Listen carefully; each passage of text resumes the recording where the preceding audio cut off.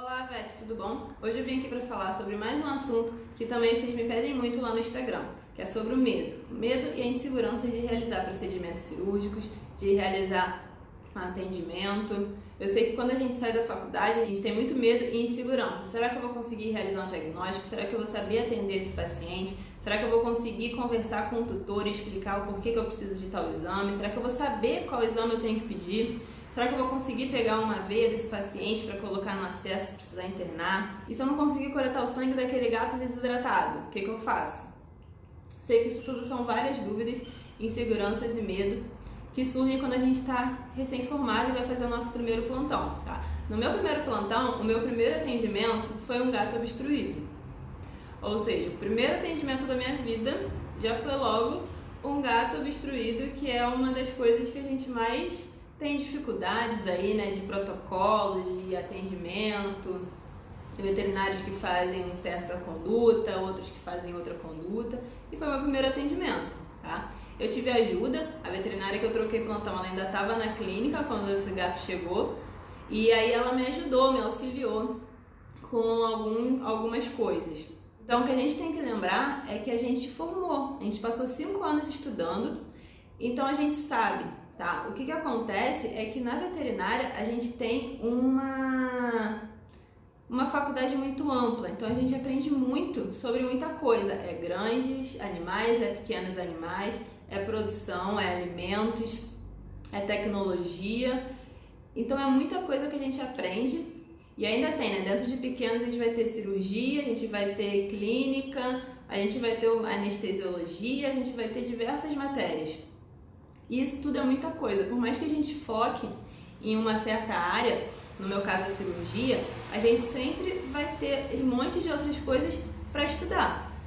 Então a gente vai se interessar mais pelo que a gente gosta, a gente vai estudar mais o que a gente gosta, a gente vai focar mais naquilo, mas a gente aprende sobre tudo. Então o nosso cérebro ele vai ter dificuldade de armazenar toda essa informação. Então a gente vai achar que não sabe, porque a gente aprendeu sobre muita coisa.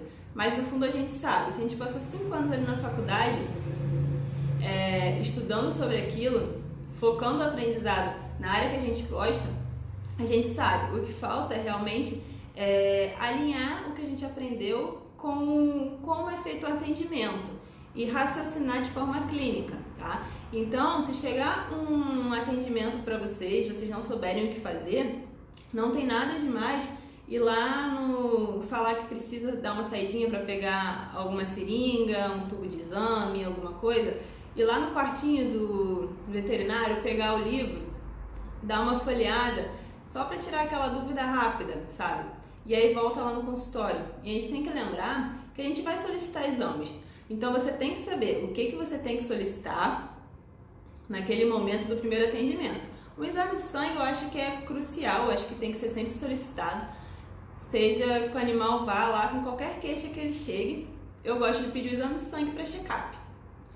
Então, enquanto tem ali o tempo de pedir o exame de sangue e o exame de sangue sair o resultado e você entrar em contato novamente com esse tutor, você vai ter o tempo para raciocinar aquele caso, a fazer pesquisas, procurar artigos, procurar em livros, perguntar para outros veterinários, discutir o caso com amigos.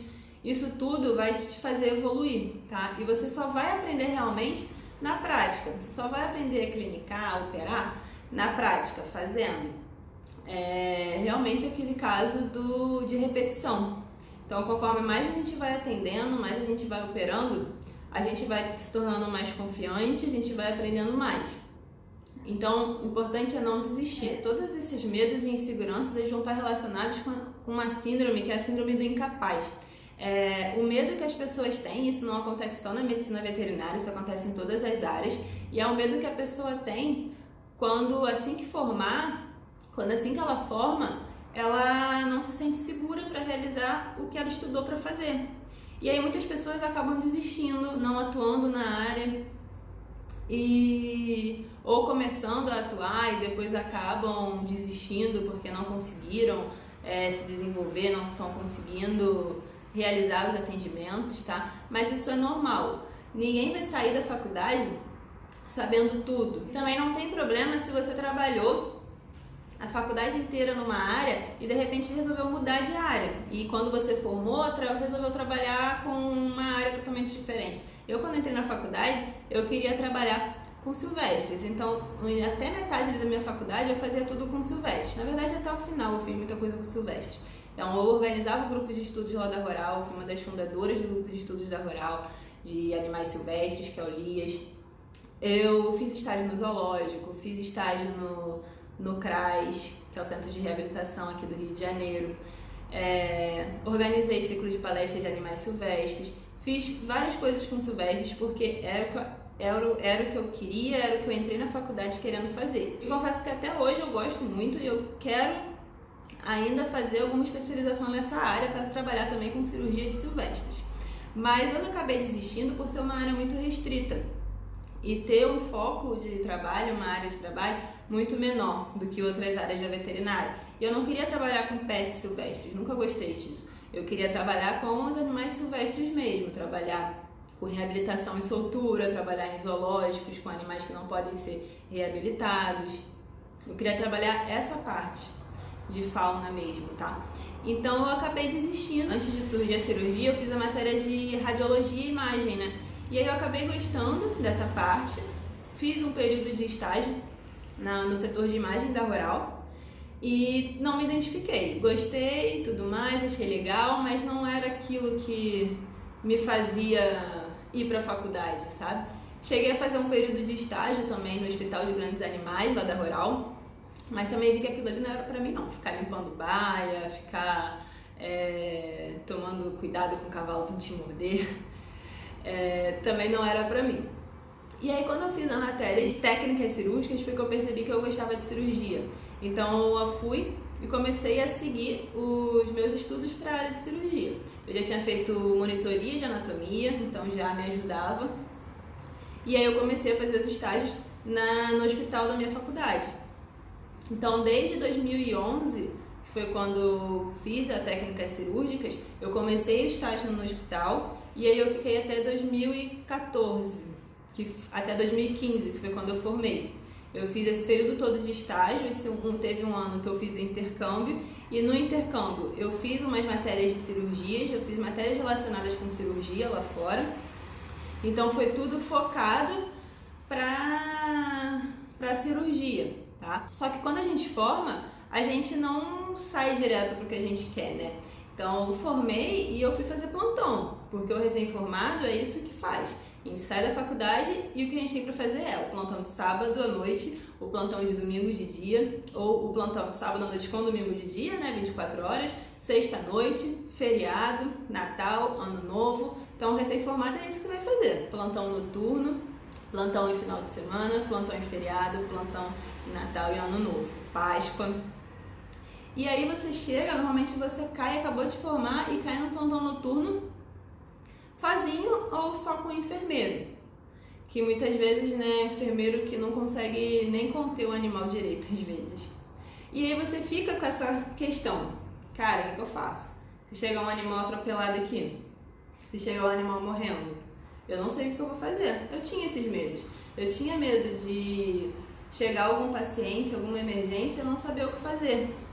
Mas aí a gente tem que parar, respirar e a gente vai começar a raciocinar. A gente tem que lembrar, a gente não precisa dar um diagnóstico para aquele tutor naquele momento, naquela consulta.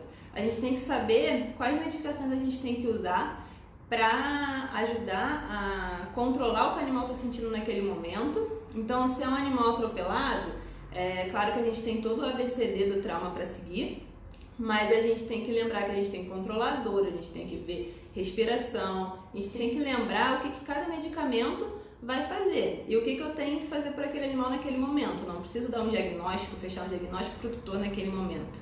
Então, nesse primeiro atendimento, é isso que você tem que fazer. Pensar o que você vai administrar, pensar quais exames você vai solicitar, se você precisa internar ou não aquele paciente, e aí você vai ter tempo para raciocinar, para pesquisar no livro, pesquisar no artigo, pedir ajuda para amigos e fechar aquele diagnóstico. E aí a gente vai começar a ver que os casos se repetem.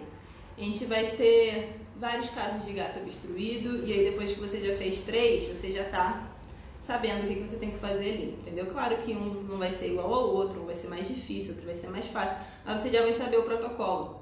Uma coisa muito legal que acontece é que quando chega, por exemplo, um gato obstruído na segunda, o resto da semana vai aparecer mais uns 3, com certeza. As coisas vêm em sequência, então se você vai atender uma pelmetra hoje, vai vir mais 4 pelmetras durante essa semana. Então é uma questão de repetição. Claro que medicina não é uma receita de bolo, existem as especificidades de cada paciente, mas a gente vai saber os protocolos a serem seguidos. Então a gente vai começando a perder o medo, porque a gente sabe o que a gente tem que fazer. A gente sempre sabe, a gente só não tem a segurança. E isso daí a gente só vai ganhar realmente com o tempo. Indo para o campo de batalha, fazendo, atendendo, botando a mão na massa. Então uma coisa que eu tenho para te falar é, se você acha que você não sabe de nada, você está no caminho certo, tá? Porque quando a gente acha que não sabe de nada, a gente vai procurar evoluir.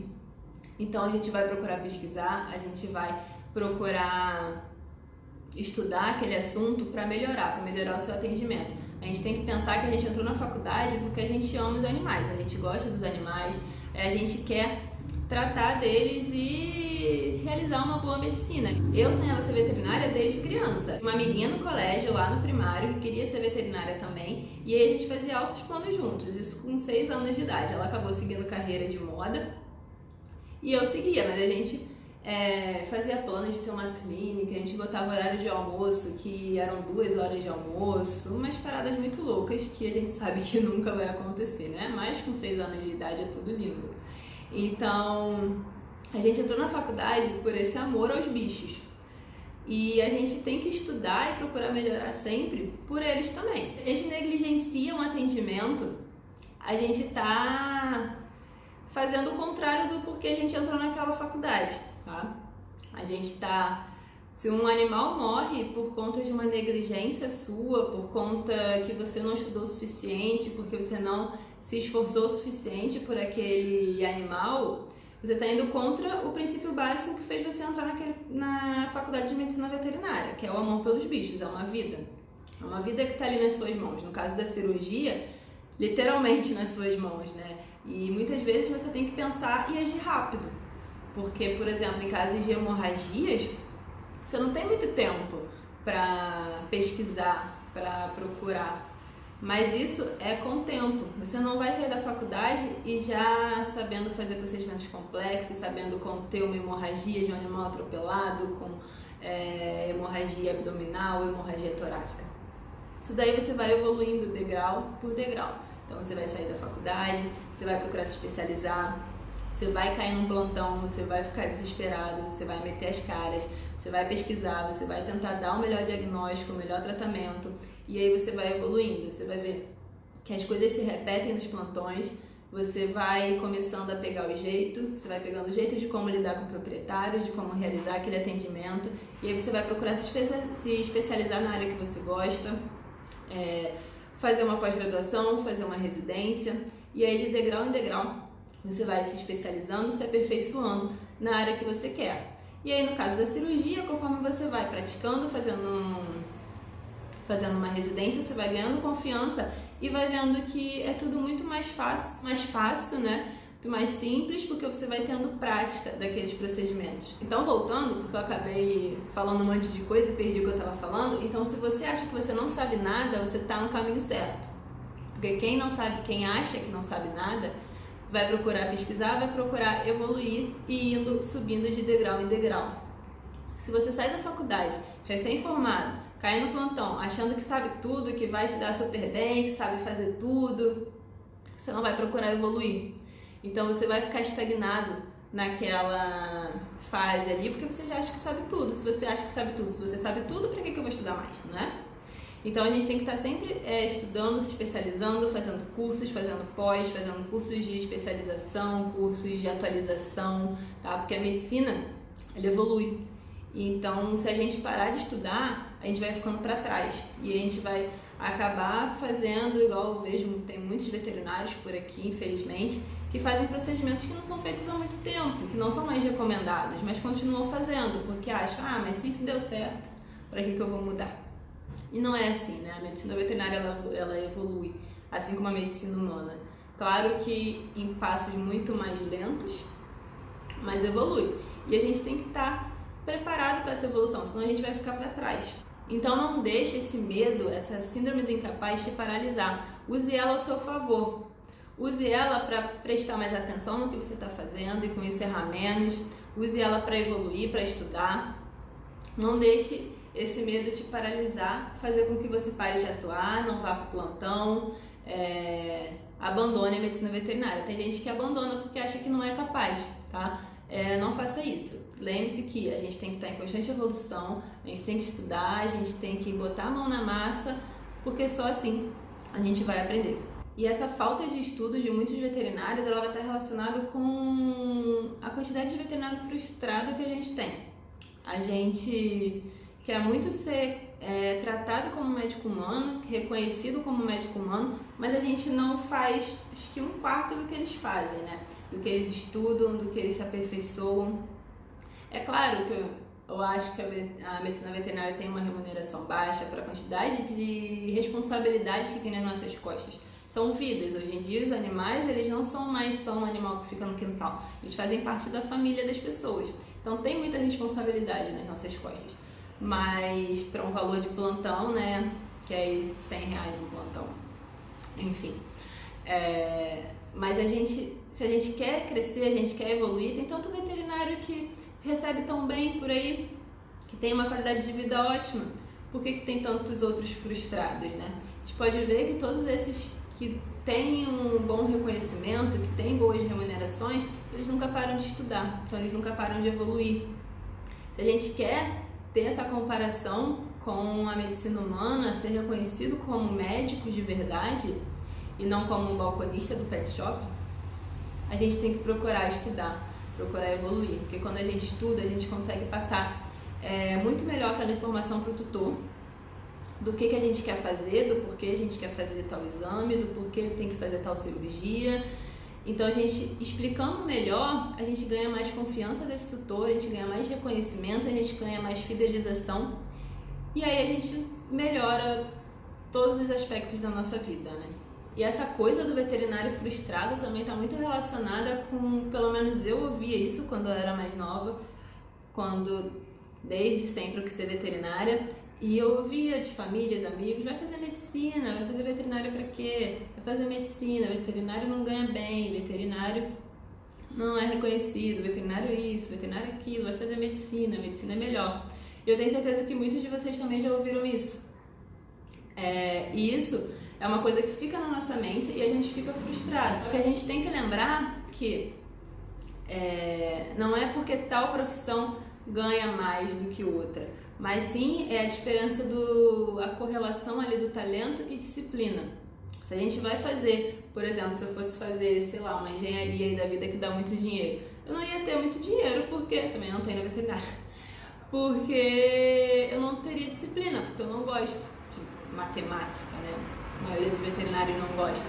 Então, quando a gente faz algo que a gente gosta, a gente vai ter disciplina para estudar, para evoluir, para fazer melhor.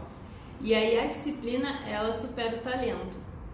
Então procure sempre fazer algo na área que você quer. Se você entrou na veterinária, se você gosta de cirurgia, eu sei que é difícil se inserir no mercado como cirurgião. Mas conforme você vai se especializando, tendo disciplina para estudar, você vai conseguindo o seu espaço, você vai se destacando. E aí a disciplina ela vai superar o talento, porque se eu tiver uma pessoa muito talentosa, mas sem disciplina, ela não vai evoluir, porque ela vai ficar estagnada ali num certo momento. Mas se eu tenho uma pessoa que não tem tanto talento, mas tem grande disciplina, ela vai se destacar. E se eu tenho uma pessoa com talento, que se identifica com a área e tem disciplina, aí ela vai lá em cima, tá bom? Então, não esqueçam, a gente sempre sabe. A síndrome do incapaz, ela ocorre com todos os recém-formados, mas a gente sempre sabe o que tem que fazer naquele atendimento. A gente só precisa ter calma e prática. A calma e essa prática a gente vai conseguindo com o tempo. Então, não desistam e usem o medo e a insegurança para evoluir, para mostrar que vocês podem estudar e sempre fazer melhor, tá bom? Beijinhos!